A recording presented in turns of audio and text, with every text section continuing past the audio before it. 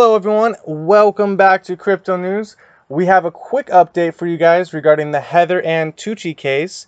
Now originally I told you guys that the hearing was going to be on August 4th, 2017, and that is still going to take place. However, on the Friday hearing, Heather will request to move the hearing to August 9th, 2017, since David Boss did not provide her with any paperwork to review for the hearing. And also in this video, we're going to go over a quick recorded call with BZ and also Mr. McDonald that actually break down the case, the documents, and everything. I think this is a very valuable piece of information that you guys need to see, and let's get into it right now. Hi, Paul. Hi, BZ. How are you? I'm great. We're all flying fast. So what I'd like to have the focus and intention of the call for between you and me, and for everybody listening, is to just have a kind of a summary, an executive summary, an overview of what's going on, and ways to look at the actual data that's coming out to see that data in a more expansive light. So when you hear something that's been stated by President Trump, or you're seeing a news article or a video, whatever it is, you'll start to see the dots, as I like to call them, that are connecting, and that will all lead back to the filings, the UCC filings that Heather has done, and what is happening right now vis-a-vis the court case. Well, it's not even a court case. We'll get to that with Paul. But the case that's in front of the district court in Washington, D.C. Right. Okay. So where would you like to begin? Well, I think right. It's lots of rabbit holes, and we'll try to keep just on focus to each piece and not go all the rabbit holes. There will be show notes, and the IUV is a whole case of show notes. So why don't you start by telling us what the UCC financing statement just is in a nutshell, and why it's so pivotal to this. Okay. So UCC 1 financing statement is the basis of all the filings. And when I say the filings, I mean the One People's Public Trust 1776 filings. It depends how much you know about this particular situation, but it goes back quite a while. And you know, if you're new and you've just come to this subject and you've heard about Heather's arrest and so on and so forth, and your information is sketchy, it's the best word to use is context. You know, the more context you have, the better you are able to see what's happening in the wider world, if you like. You know, it doesn't really matter what country or what part of the world it is. You know, things can be seen to be happening, but the particular focus and the the most obvious and in-your-face event that's taking place at the moment is Heather's situation in Washington, D.C., and whereby she was arrested on the 25th of July by FBI agents, I believe, but the arrest warrant actually says that it was a U.S. Marshal who arrested her. So, and we have confirmation of that actually directly from Heather. So, right. Yeah. Right. So, and then, you know, people can be directed to, you know, for the purposes of what's happening, for the purposes of finding out or getting a picture of what's actually happening now on the ground, if you like. The one particular video that I'm aware of is the Crypto News video from Neil Wolf. Is it? Is his surname Wolf? Is it? Wolf is his surname, yes, but the crypto video is by another person. That's all on the IUV. Okay. So yeah, that gives a lot of detail. But it gives a lot of detail about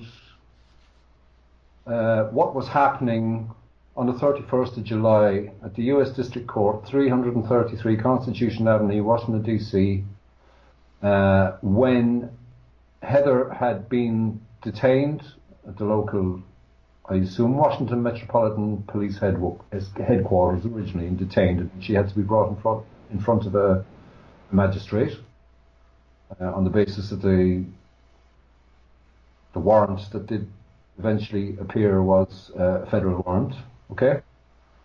And federal warrants are governed by the federal rules of criminal procedure.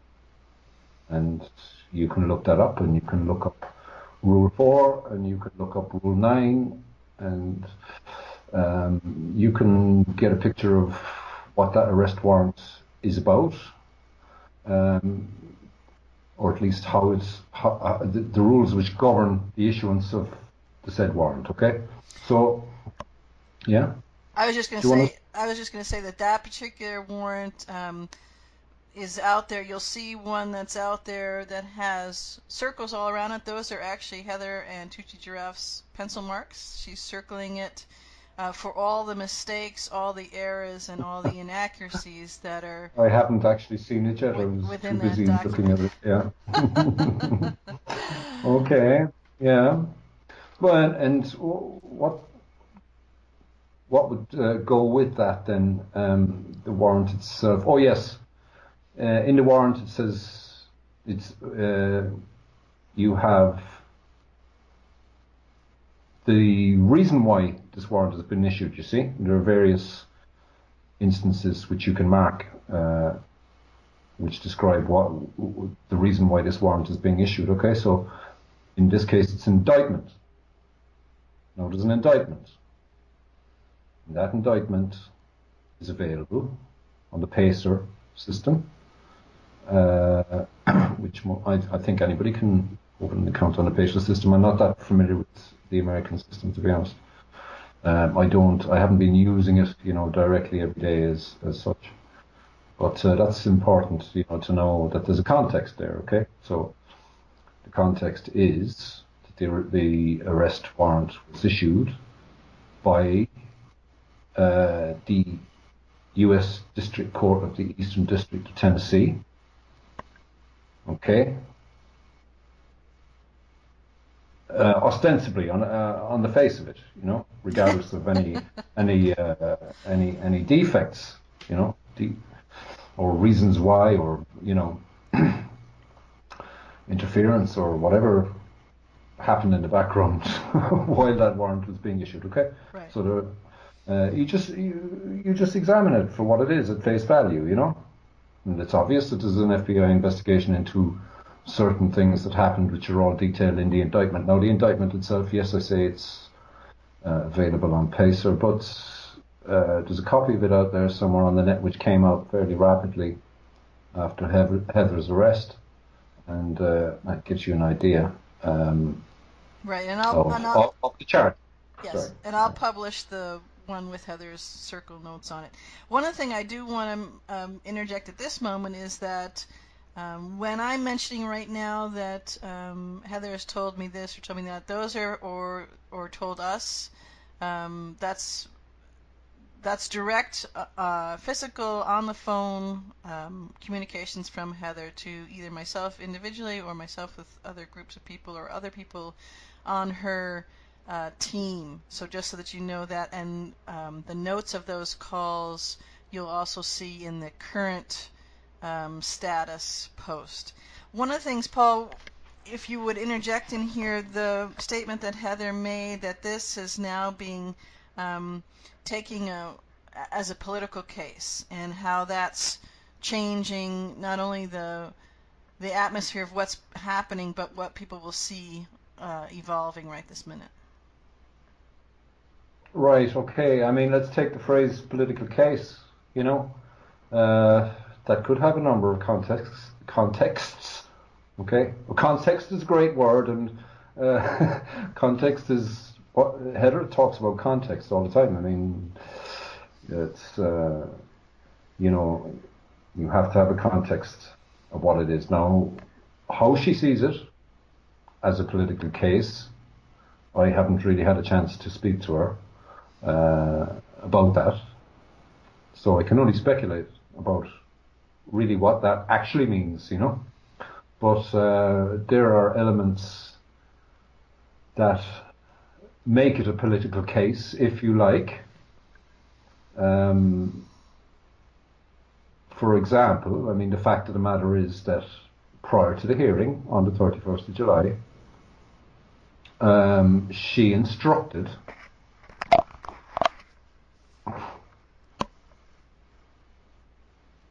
Hello? Yeah, go ahead. You're fine.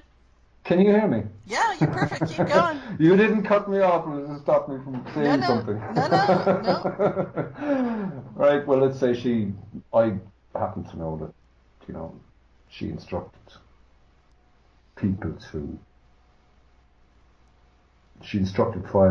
filings to be made. A copy was given to her lawyer, or public defender. And whatever about what happened after he received them, the filings were given to the clerk of the court, okay, and a stamp was received on the index page as such to indicate that files at least had been given to the clerk, as you know. Now there was a bit of an issue raised about that as well, I believe. I haven't verified it, but that's really ongoing. You know what I mean? It's kind of like I wouldn't like to speculate about what the position is in relation to that, but certainly filings were made. And the list of the filings is there on your website, is it? Yes, all up there. Right. Okay. So we know the kind of documents that have been filed. Okay. And also, they've been given, just to interject, they've been given as a public notice. So the IUV is serving as a public notice, and anybody who copies it will copy that public notice of those filings being out there as well. Right. Okay. So if you look at the filings that were entered or given to the clerk, okay. Most of them are UCC filings, UCC 1 financing statement and amendments. So if you file a UCC financing statement, it's known as I suppose, the original financing statement, and there are rules and possibilities to amend that financing statement and add collateral to it, okay? So to understand or to get a picture of what a financing statement is, I can give you Cornell University's interpretation, or at least definition of it. If my page will load, it may not. I'm operating on a really slow connection here, but it's a claim against collateral. If you type UCC-1 financing statement into Google and the word Cornell, you'll find a link to description or definition of what a UCC-1 financing statement is. And my interpretation of it is that it's a claim against collateral. See, Uniform Commercial Code is a set of rules, if you like. It's uniform, it's commercial, and it's code. Okay, so it's a mechanism for dealing with commercial transactions. It's international law and commercial transactions, or international law and commercial contract worldwide, is one way I've heard it described in the past. Okay, and I think Heather may well have been the one that told me that, but a perfected claim against collateral. So you have to get an idea of what collateral is, Collateral. What is it? Go to the dictionary and have a look at what the definition of collateral is in various ways. But collateral can take the form of more than physical, tangible assets, although that, in this case, is quite a lot about what it is about, if you like, the taking into custody of tangible assets. So what I'm hearing you say is that as it relates specifically to the UCC1 financing statement that Heather originally filed with the other two trustees for the One People's Public Trust 1776, was taking into account, and all the subsequent documents and collateral documents, that information that was filed with it. So all those documents that everybody sees on the links that they can research, all of those were basically taking every one person on the planet, the whole planet. It doesn't matter where you live, where you were born, where you're residing. None of that matters. If you're on the planet and you're a human being, all of you were included in the filings, all of your value. So that would be your possessions, but also the value of you yourself, the human being, the live person, and the value that you're creating. And on a much grander scale, the intrinsic value of you as a eternal essence, a being created directly from source. Is that correct to say? Well, let me put it in a slightly different way, okay? Let's say that the entire human race, or human race, the physical beings, the living beings of the planet, over the course of a long, long period of time, had been made collateral. They had been turned into collateral through the use of commercial techniques, which had evolved over a long, long period of time. How far do you want to go back? Do you want to go back to the Menes Hay pirates of denial? Or it's like Babylonian. That's right. Money techniques. And as Heather has often said, that it isn't just, the UCC is not just on this planet. The UCC was not invented on this planet. It comes from, out in the universe. It's actually the universe. Well, yeah. I haven't looked into that. I mean, I have heard things said about that, but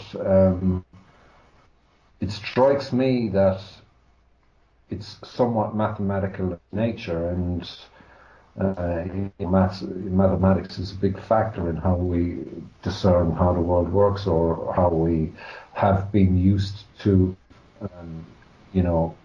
figuring out what the world around us, if you like, That's correct. So, so it's a mathematical of nature, so that would suggest then that it's not confined to this particular planet. We're not even sure if it's a planet anymore, but it's up to you how you want to look at it. But generally speaking, most people have been under the impression that it's a planet, Right. But anyway, let's not deviate down that little avenue, because we're talking about UCC here, and this is very practical. This is a very practical matter. I don't know if you've been able to get that link or find that link, because it's a very interesting way of. It's actually coming up for me here now, I think. Just to read it is quite fascinating, because it gives you an idea. Once you know what the definition of a UCC1 financing statement is, it opens it up for you completely and gives you a context of what it is that had been done. And I just say this now because you were talking about the filings that the public trustees had done and how that all came into being. The first filing was made in the year 2000, 4th of May 2000, okay? And the man who made it was a guy called Charles Miller. That document is very interesting in and of itself. My experience of court cases in the law and so on and so forth is much of the time, if you want to find out exactly what happened, you have to go back to the beginning, because if you don't go back to the beginning, you don't have any context of what you're dealing with. You can see only a snippet of it, a snapshot. in any particular moment, right? So you have to go back and you have to find out exactly how this thing evolved, you know? Right. And if you go back to that initial financing statement, it's also described as perpetuity, okay? And the perpetuity in and of itself is a very interesting subject or concept, if you like, okay? The perpetuity being the perpetual succession of the trust of creation is one description that I particularly like. So the perpetual succession of the trust of creation, where does that come from? I mean, certainly you have to go back and read the perpetuity. It's a UCC1 financing statement. It's an initial financing statement. An initial financing statement. In other words, it's the first one. So you go back, you have a look, and you read what it says in it. And then, like, to interpret a UCC1 financing statement is not necessarily that difficult, you know, even if you haven't studied the law or you haven't studied the rules and fundamental principles of commerce. But you do have to look at the form itself. You know, there's a UCC1 financing form which you fill in if you want to file a UCC1 financing statement, and it contains certain elements, you know, and those elements of the form are numbered. And two fundamental elements of a UCC1 financing statement are debtor and secured party. Okay? So just break those very briefly down. So who would be, well, in this case, with Heather and all the one people, and then the controllers of the false matrix, who would be the debtor and who would be the secured party?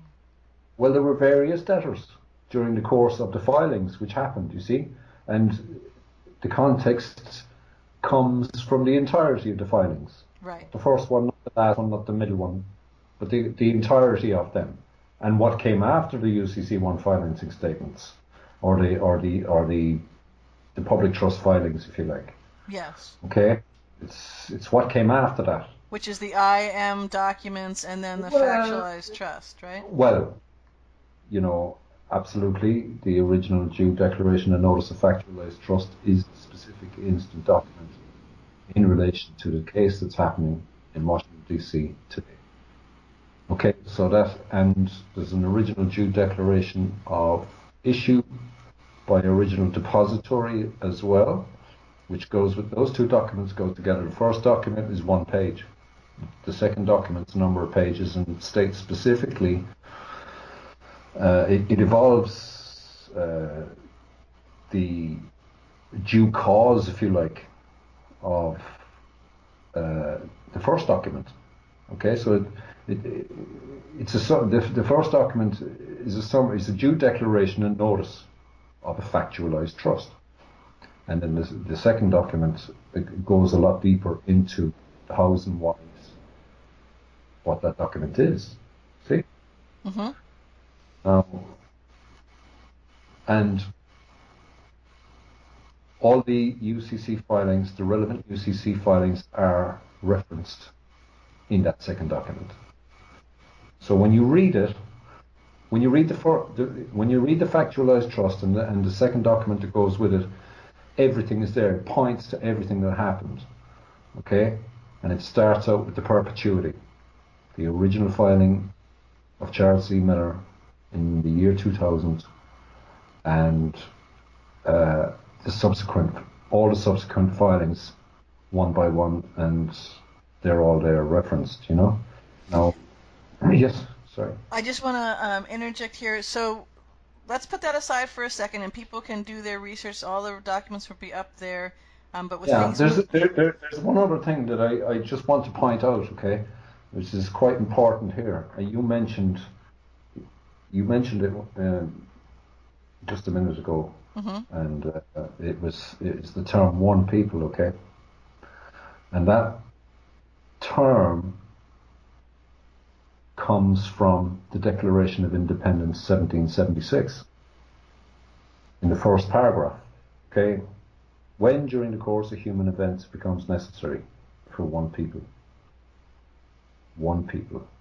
Now, one people could be anybody, right? Could be one guy. Do you know what I mean? Could be a tribe of Yaqui Indians. Okay?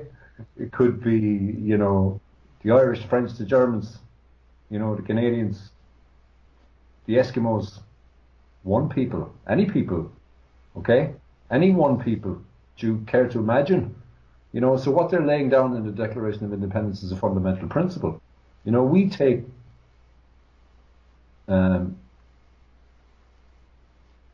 certain fundamental principles to be self-evident. That's what they're saying in the document. We observe the world around us, and this is what we see. Mm-hmm. Okay, these are fundamental, basic things. Okay, but one people, the context of one people, then to give it just a wider view is you know, the idea that when the Declaration of Independence was signed and became known and was made available to other countries or other nations, if you like. You know, countries and nations, they're two different things. And at least, you know, there's an element of that there. You know, there's a subject which I haven't really studied very much. It's called the Law of Nations. It's quite interesting, you know, the background is very interesting there.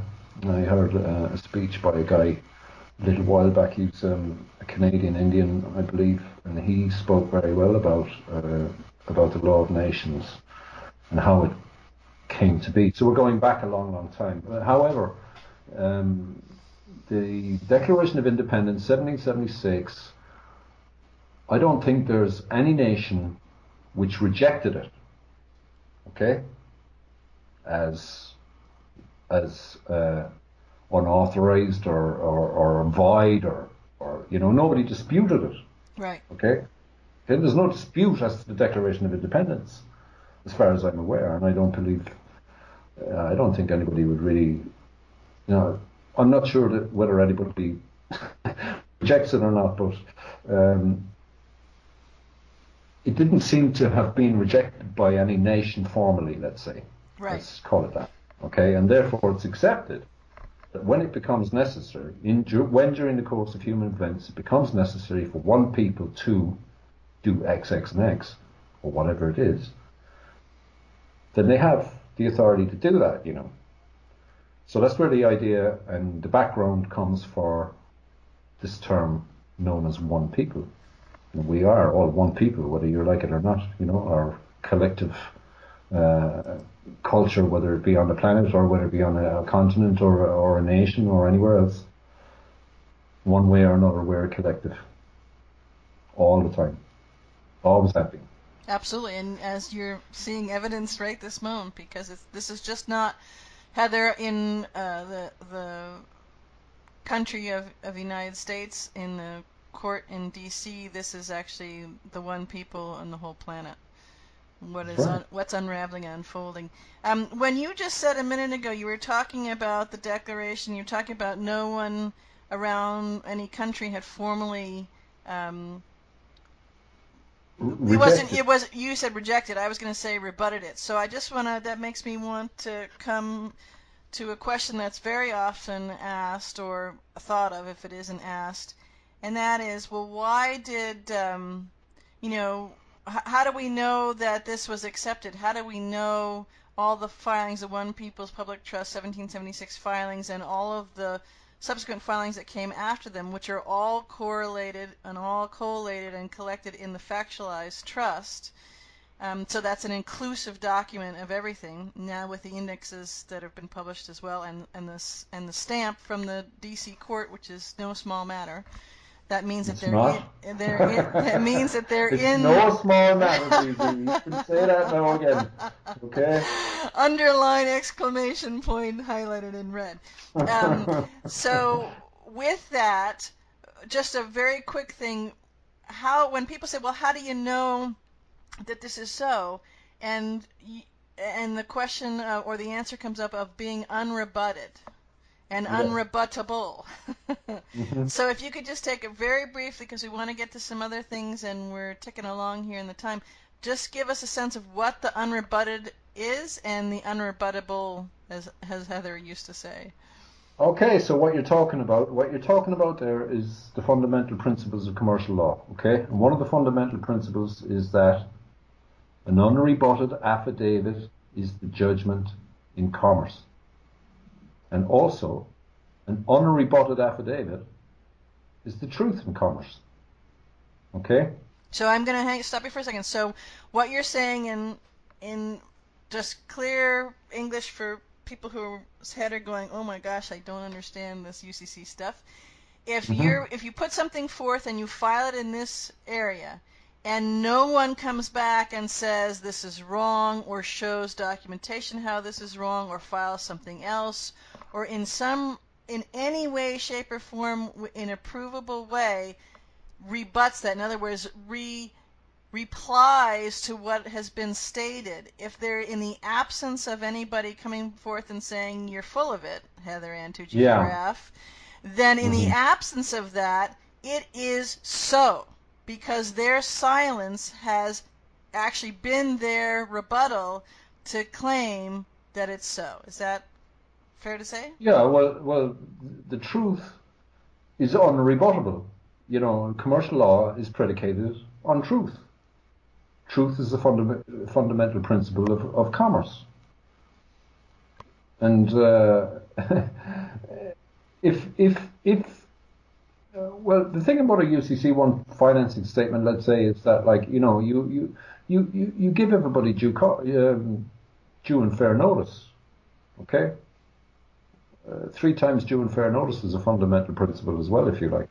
You know, if you believe you have a claim against somebody um, in commerce, you'd write to them and say, well, look, you know, you owe me like 500 grand for that container I sent out to Beijing, you know, and you know, you haven't paid me.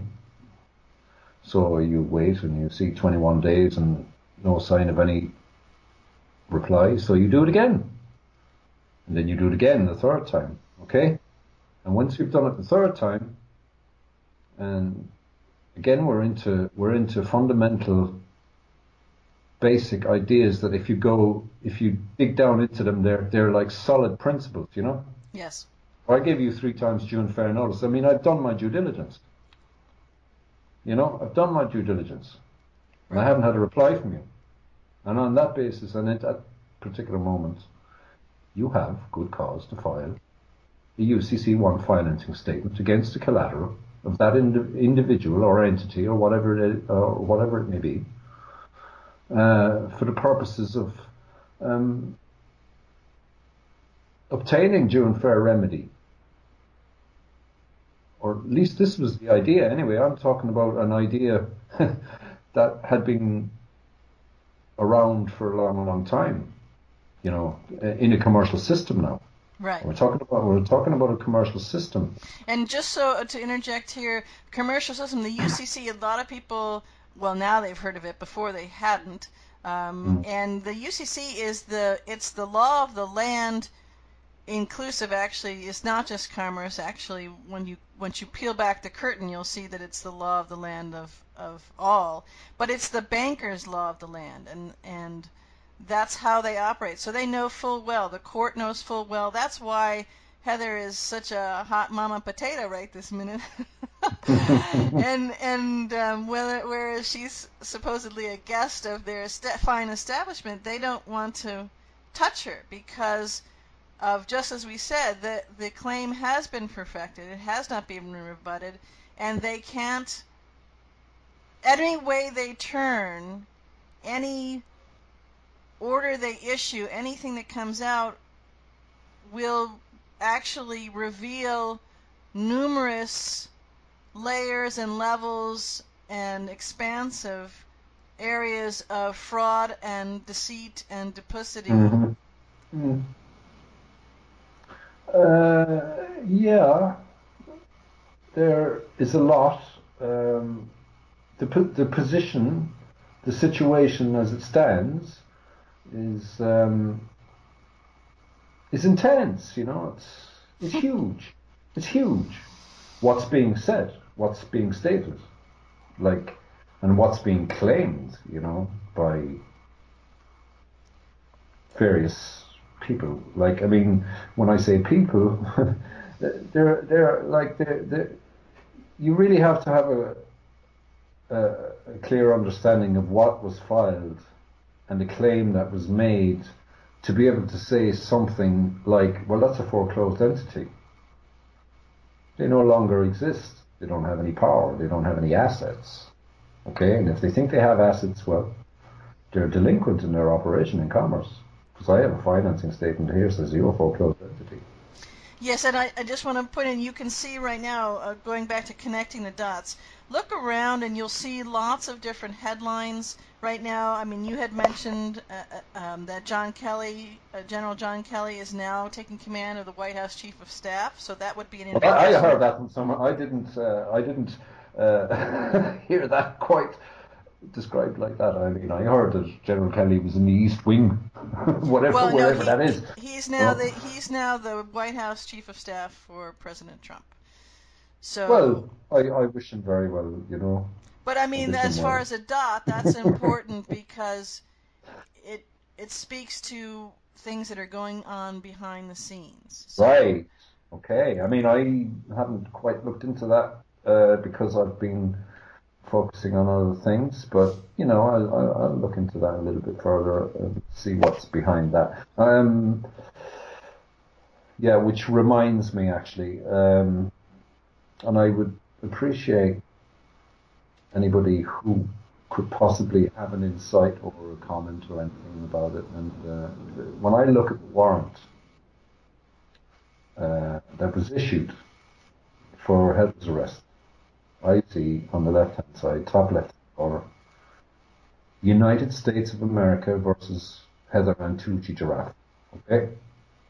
And there would be plenty of people out there who know that the way in which you write the parties, say, to any particular cause of action is important. You know, under the rules of commerce, different ways of writing things denoted different capacities and standings. Okay, so in the context of that warrant, what you have is United States of America, proper case. And proper case means that it has a capital at the beginning of the word, and the other words on the other letters of that word are lowercase. Okay, so we're talking proper case here. So what kind of a vehicle is that? You know, who is that? What is that? You know, normally when we look at cases that are listed on the Supreme Court website or the U.S. District Court website, we find that in many cases these United States of America is described as all caps. The corporation. You know? Well, capitis diminutio maxima, isn't it? All caps, the all caps name. Right. So obviously, or at least, you know, the lore goes that when I say the lore goes that there's a difference in the standing there of what kind of an entity that is. The all caps name is different to the proper caps name. Okay, so I don't know. I'm not going to speculate about what's going on there. Okay, but there's something, because I have seen other Supreme or other district court judgments whereby, you know, the prosecuted or the prosecutor is United States of America, all caps. So something's going on there. And maybe General Kelly will be able to explain that to you. I have no idea. You know. But there were plenty of people out there who might have a context of that. Okay. Now it could be any one of a number of things. Could be any one of a number of things. But it's significant, I believe, anyway, at this particular juncture. It is. That warrant is issued like that. Yes, and I'll interject here that on the different phone conversations that Heather has had with us over the last couple of days, she has mentioned repeatedly that this is case. Let me just go here. It's a red herring. The case is a red herring. So what's a red herring, BZ? Can you explain that one to me? Yeah, well, the definition that it pulled up, something, especially a clue, that is or is intended to be misleading or distracting. So right. my sense, well, I have lots of senses on that, but my sense, given the context that I've had firsthand interface with, is that you're mentioning here and calling to attention here how the warrant is issued in the proper cap is actually a very important dot, and we'll leave it at that for you all to put into place and start to connect. Right. However, you have to take it in the context of the entire warrant, okay? Mm-hmm. And at the top of the warrant, you have what? U.S. District Court, Eastern District of Tennessee. Isn't that correct? Yes. And is that U.S. District Court written in all caps? I And don't. does it have dots after the U.S. and all that kind of thing? I haven't looked at it now for an hour or two. Let's see if we can dig it up here. You hear all the clicking. That's. We're clicking away like an acting. Oh, yeah. That's us clicking all the different files we have here for all of this. Right. Okay, here it is here now. Okay. United States District Court. Well, Yep, go that's ahead. not proper. It's not proper case. It's not all caps. It seems to be all caps, but caps at the beginning of the words are larger caps than the caps in the rest of the word.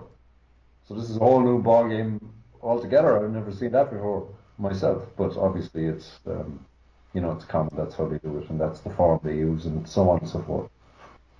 But it's interesting, you start looking at these things, you get an idea of kind of what's going on, or you can discern sometimes certain statuses, if you like, of particular documents. But anyway, this is saying here, this warrant is saying that it has been, I'd say there's an extra stamp added here, a case number 117MJ531, assigned to Magistrate Judge Deborah A. Robinson. So that was probably added on to the warrant after it was received in court. That's correct. By the U.S. Marshal, who once he had arrested Heather, approached the court then and gave it to the court, okay? Under a certain rule, under the Federal Rules of Criminal Procedure. And it also says it got a date assigned, okay? Date assigned. So he's effectively assigned it to the court, under the Federal Rules of Criminal Procedure. It's got capacity. There's a rule there for that. And it says description, arrest warrant, Rule 40. Okay, so you have to look at, according to the U.S. District Court in Washington, D.C., this warrant is a warrant under Rule 40 of the Federal Rules of Criminal Procedure. Well, that is a slightly different warrant to a warrant issued under Rule 4. Okay? So there may have been some confusion. Okay, and confusion, of course, is a psychotic condition, or at least that's what I'm told. I'm not an expert in anything. Okay, I'm just a guy who, observes the world around me and makes conclusions about it, and opinions, and I don't really care what anybody else thinks of my opinion, But if it helps you and you can get a context of what's going on in relation to this particular case, anyway, well, I'm happy to help you. You know what I mean? Right. When I say help you, I'm happy for you to help yourself in taking my opinion and doing what you like with it. There you go. That's correct context for that statement, Paul. And you'll notice too, I'll publish up the one that's the actual. It's a copy of the original one that Heather in her D.C. detention housing circled the different parts interesting on the warrant, and notice the corrections. In the upper right hand corner, Mr. Parker still shows up in there. And there's other points, but let's move on to where we are right this moment as far as things unfolding. Why is we talked about unrebutted on the UCC filings. We talked about the totality of the documents, and the big thing was that these have been filed within the United States District Court in Washington D.C. and the newest information from Heather via phone conversation was that the documents actually have been accepted and filed, and that's from the official side, not just from what was the other filing outside of the court. Like I would have a slightly different interpretation of what that note actually said, okay? What she's actually saying in that, okay? Now, certainly the documents were entered, okay? When I say entered, they were handed over, okay? So the U.S. District Court is in possession of them. Okay. Okay? Now, whether they're filed or not is another matter. Okay? Well, when I say they're filed, there's a District Court stamp on them saying that they've been received, okay? But as far as I'm aware, there was now I can't verify this because I didn't see the official source where it came from. It came from one of our team. Okay. Directly from Heather. Yeah. While she was talking to her case manager. Okay, no, I'm talking about yeah. Okay. I see what you're saying. Yes. Right. So, in other words, there's an issue about the filing. Okay, but I think that's the quote. That's a technicality. Like at the moment, you know what I mean? It's like the fact of the matter is they're in possession of them. They were filed and they were given to the public defender first. Do you know what I mean? Right. And the note, just to read here, Paul, the note from Lisa directly from Heather. So Heather gave this directly to Lisa over the phone, and she was speaking from her case manager's office at the time of this conversation. Right. The court is now record holder of documents. Yeah or no? Yes, that's what it says. The record holder. So, is that filed or unfiled or what is it? You know, is it in compliance? You know, like. Right. Okay, so there's all kinds of things, but she's actually quite correct. You know what I mean? They are in possession of those files. Right. So anyway, that's kind of an issue that for the court to consider. I believe the judge has considered it and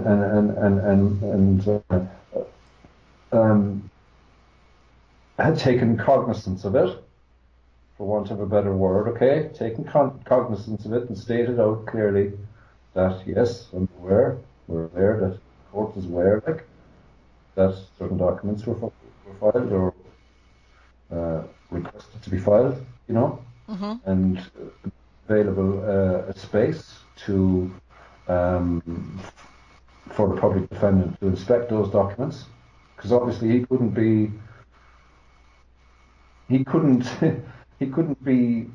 carry on with his case, or nothing could go ahead, like until he'd inspected them to know what they were. Like, I mean, to make, you know, he had to be given the opportunity to inspect, you know, those documents. So, because he was made aware of it by the court, and he didn't know whether he had actually been served with those documents or what they were. So he had to go and check it out. Or the court maybe allowed the space, gave him space, you know what I mean, to inspect them, to verify that everything was above board and they were the documents that he was instructed to file. Right. So I don't. Without mentioning too much specifics of the ongoing case, I know that you're reticent to speculate Well, on that. That's fine. yeah, I mean, like, I can't verify any order that was made, although some indication of an order did appear. All right, but personally, I would like to see that from an official source. You know what I mean? Right. So Before. what I'd like to see if we can do to wrap up this particular conversation is, given the original filings, and When you say the original filings, now, which original filings do you actually mean? I mean prior to the factualized trust. You mean the the One People's Public Trust That's 1776 correct. UCC filings? That's Right. correct. Okay. Go on. So in those being not rebutted, and they Uh stand huh. as they are, and then the Yeah. factualized trust documents were created, Yes. and that includes all of it. So that's one the way I'm looking at it to ask the question, that's one complete thought. Okay? Yeah. So Hmm.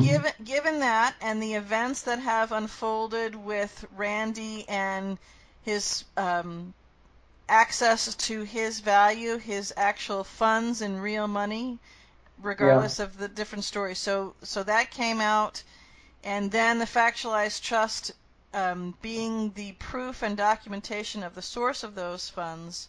So all of Hmm. that to where we are right now.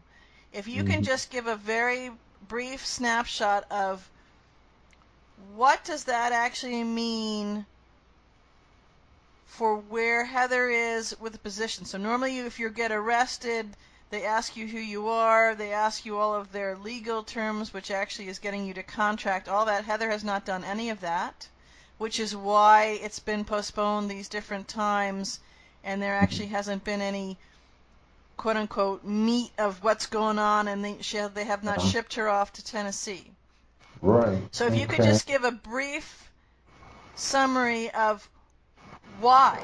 What is the power that Heather holds in her filed documents that the judge is aware of that has stopped all of that from happening Well, so far? whatever about what the judge is aware of, I wouldn't like to speculate on that because that's for her to say at the appropriate moment, you know. But what I do know is that the documents that have been filed, whether they be the UCC financing statement or the original due declaration and notice of factual based trust and the associated document, okay, that a particular position has been established, okay, which affects it affects everything. It affects the warrant, it affects the indictment, it affects the court, it affects everything. From Heather's point of view, okay? Mm-hmm. So am I saying that, you know, that's from my, I mean, I pretty much know what that's all about. I've looked into it extensively over many years, you know, and I know the situation. I am an original factualized trust myself, you Mm-hmm. know. Yes, as am Okay, I. that's the reality of it, and I would say that, you know, that happened before the issuance of the original factualized trust happened before any of the carry-on that happened in Tennessee in relation to the indictment, in relation to Randel Keith Beane, and in relation to Heather, and anything else that, you know, the authorities are looking into or looking into. You know, you know, what we know is the story as published. Okay, so Mm-hmm. we look at the published document. We gather a certain amount of information from that. You sort it then into what can be verified and what's like not quite obvious, maybe. But if you have a context that incorporates, or I don't like that word, it's quite unfortunate, but it involves the entirety of the filings, and like go back to, you might as well take it all the way back to now to the Declaration of Independence and the one people, okay? That what I was pointing out about the one people in the Declaration of Independence 1776.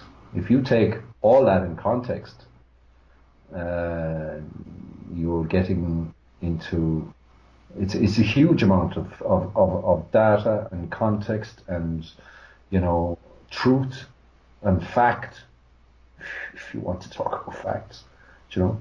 Yes. So there's like, and I, you know, do sympathize with people who come along and they look at something and they see a certain series of facts and they make assumptions and presumptions based on those facts when they don't have a context, and maybe the context was tried to be explained to them, but you know, they said, yeah, sure, yeah. Okay, and you get that a lot, you know, from many people out there will have that kind of an experience, you know, the authorities are looking at you with, like, as if you had 10 heads on you or something, you know. But that doesn't necessarily mean, you see, the facts are one thing and the law is another, you know. There's the law and then there's legalities, and there's lawful and legal, and there are all kinds of contexts, right, which you can hold things, okay? But essentially, when you look at it all together, the premise, or the basic, in fact, the perfected claim, if you think about the words perfected and claim, perfected means that you've been through the process, you've done your 3 times due and fair notice, you've filed your UCC1 financing statement. Once you file that financing statement, it's perfected. It's a perfected claim, okay? There's no dispute as to the facts. And if there is a dispute for the facts, I mean, you go back to the perpetuity, and I love that word, the perpetuity, because of its implications and how the perpetual succession of the trust of creation comes down to us, or comes to us. It was always there. From Our collective self-interest. Our collective self-interest. That's the perpetual succession of the trust of creation. Perpetual succession is a commercial term. It relates to, generally speaking, in a very general way now, like people might disagree with me, but if a company becomes dissolved, let's say, okay, and during the course of the life of that company, certain events took place, okay, like there was a contract or something like that, and after the company is dissolved, somebody comes along and they have a claim against that company in relation to a contract that was entered into while the company was live. Well, that person still has a cause of action. Perpetual succession. Just because the company is dissolved doesn't mean that there isn't a claim there. There isn't a claim that can't be progressed. So, perpetual succession we're talking about here, right? Perpetual, always, right, always existing, perpetual succession. In other words, we succeeded it. It succeeds. If you have a director of a company, he steps down and somebody else steps in his place, that's succession. In a way. Do you know what I mean? I do, absolutely. All right. Does that make? Yeah. And what comes to mind to me when you're saying that is that it's original, so the source of all that is, directly to each being, Paul being, BZ being, Heather being, every you out there, each individual you listening to this, and anyone sitting next to you, every single one of you, no one left out. Right. And There is and I will add here now, because this is something that I feel strongly about, and I know absolutely Heather does. Every being who is perpetrating these acts upon Heather in the role of the court case, those beings on as us, on well. us all, on us all. Yes. These acts are being perpetrated on us all, and for example, you can start out with those people immediately close to her family. Right. And I think of the trauma that's involved in that in itself. Not to mention the rest of us who are fairly shocked and appalled at the behaviour. But I could see. Can I just evolve that a little bit and just to say that when we talked about somebody who looks at something. He looks at a certain set of facts, or she looks at a certain set of facts, and they don't have complete context. They have a set of rules by which they must comply. Okay, and they have to do certain things. They have to do their job, so to speak. Okay. Yes. I don't. I'm very slow to vilify such people. Like if I'm very cautious, like about naming names or pointing fingers at anybody. This is a situation that has evolved, and the reality is that it's been trying to come out. The truth of this has been trying to come out for a very long time, and now this thing. I had a friend, and I will name him, James J. Bailey, who I was involved with. For quite a while, and we involved in the court case in Ireland. But one of the things that he used to say to me was that truth is indestructible. Truth is indestructible. Of course, it's almost, in a way, it's like a mathematical certainty, right? Yes. Without truth, what have we got? There isn't even an existence if truth does not exist. There are some very deep subjects that you can go into and look into, But for our purposes, the situation is as it is, and there is an almighty context there. An almighty context. And there are people who know what that context is. On a very, very deep level. And I'm talking about bank, trade and finance, if you like. Absolutely. At the end of the day, this boils down to banking. Well, that's what owns the mechanism for owning and ruling the world. I think it's fair to say at this point too that for some people who look at all of these things that are happening, the various documents, particularly the factualized trust, and say, well, what is that? There's some woo-woo stuff in there. Well, everybody draws their own conclusions, has their own perspectives, and that's absolutely great. All that comes through, and you'll see things unfold, and you'll see the truth unravel. What I will say to that, though, is that the quote-unquote and purported woo-woo, make no mistake that the powers that hold the strings of the construct, the fake construct, that hold the strings within the courts, that hold the strings within all of this realm of legality that we're talking about right now, they know very well exactly what all those words mean. And they know what's happening here. Absolutely. They know what's happening. When I say they, and they're, I have to say us, because in a way they don't exist. That's but right. Us, we do exist. That's right. And so us, using that term there, Paul, us are very well briefed in what woo-woo is. In fact, they are fluent in it. So don't use that as I'm just suggesting that if that's your stand to brush something off, it would be helpful to perhaps expand your stand on and your understanding of what that is.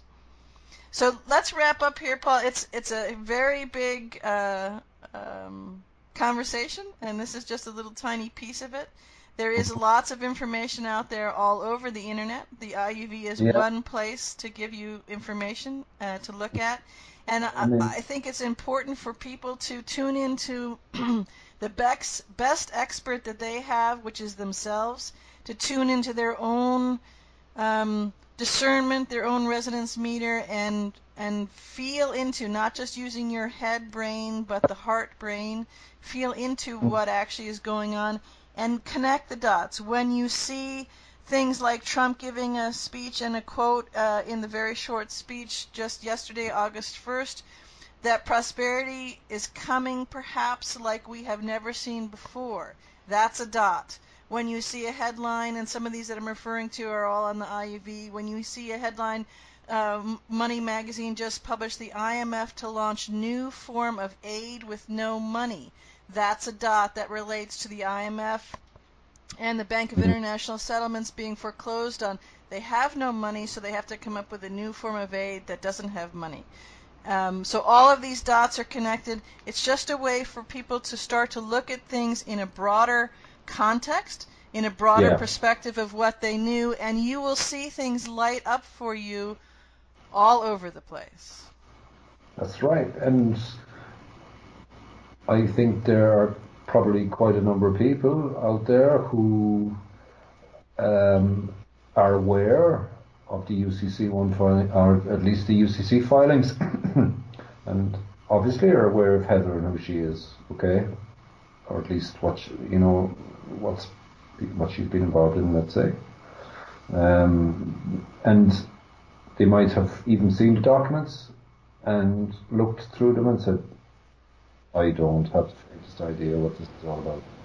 This is difficult for me now. It's difficult to understand it, you know. It's all written in commercial language, you know. Mm-hmm. But they have a sense, you see. It's I get it that a lot of people have a sense somewhere. They have something that's telling them that there's something here now, and you only have to read the documents, and it does have an effect on you, like, even if you don't know anything about commercial law or UCC or UCC, Uniform Commercial Code in particular. Okay, you just read the words and listen to the words, and you get a sense of what's actually happening here, you know, even if you don't know